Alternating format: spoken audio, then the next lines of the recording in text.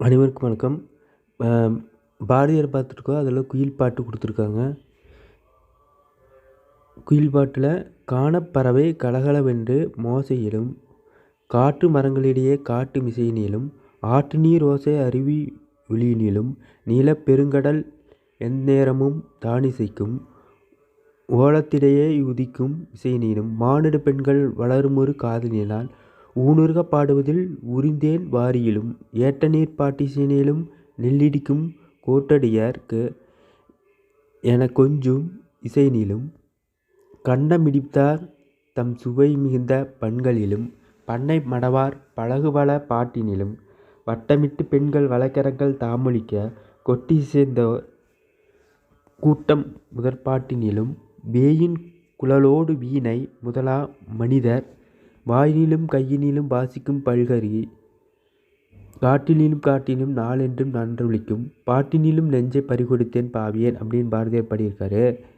உலகம் இசையால் நிரம்பியிருக்கிறது. இசையென்பது அரங்கு இசைக்கப்பட்டும், செவ்வியல் இசைக்கு மட்டுமல்ல, ஏட்டில் எழுதப்படாமலும், கருவிகளால் இசைக்கப்படாமலும், காட்டு முழுதும் கலந்திருப்பதும் இசைதான். வாய்மொழி இலக்கியமாம் மக்கள் இலக்கியமாம் பரவி கிடக்கும் இசைத்தமிழ் தொட்ட இடமெல்லாம் தட்டுப்படுவது உண்டு. அந்த இசையின் உருவமாக நாம் கொள்வது குயில். குயில் பாட்டு என்ற பாரதியின் படைப்பால் இசையின் பெருமை பேசப்படுகிறதுன்னு சொல்லியிருக்கு. அடுத்தது வாரினா கடல், கோட்டொடியார் பெண்கள், உக்குவெனனா ஒலிகுறிப்பு, பண்ணை வயல்வெளின்னு, வேயின் குழல்னா புல்லாங்குழல், பண்கள்னா இசைப்பாட்டுகள்.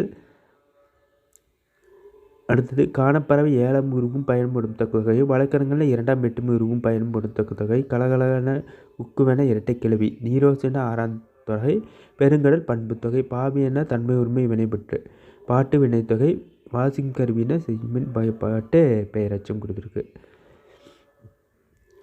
அடுத்தது மறுமலர்ச்சி பாடல்கள்.